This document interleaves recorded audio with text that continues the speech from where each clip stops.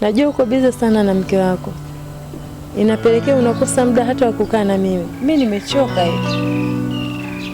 Hapana, wewe mwenyewe unajua kazi zangu zilivyo. Kutoka ni asubuhi, kurudi nimewahi ni saa 3 usiku.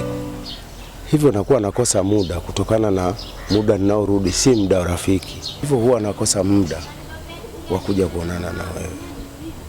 Asa unategemea mimi haja zangu nitazipeleka wapi? Wakati unakuwa busy kiasi kwamba ambacho unashindwa hata jinsi ya kunihudumia. Naomba unisamehe. Kwa sasa nitaanza kujali muda wa kuonana na wewe. Yaani wewe kila siku ni msamaha, kila siku ni msamaha. Hivyo nitegemea mimi nitakusamehe mara ngapi?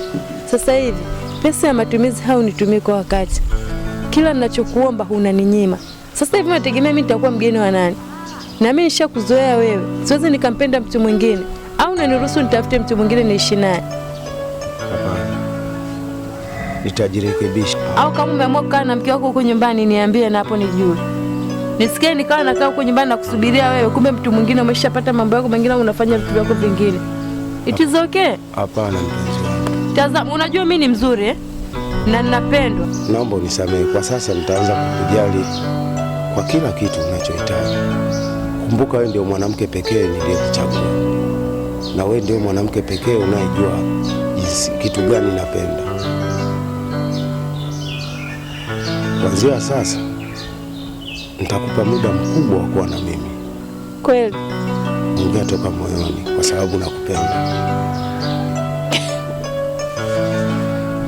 Unajua mimi nikikukosa wewe simtaki tena mwanamume mwingine. Hata mimi mwenyewe nikikukosa wewe nakupenda mpenzi wangu. Kweli? Nisamehe kwa haya yaliyopita. Nitahakikisha kila jambo nitakufanyia kwa wakati. Kwa sababu wewe ndio chaguo langu. Kweli?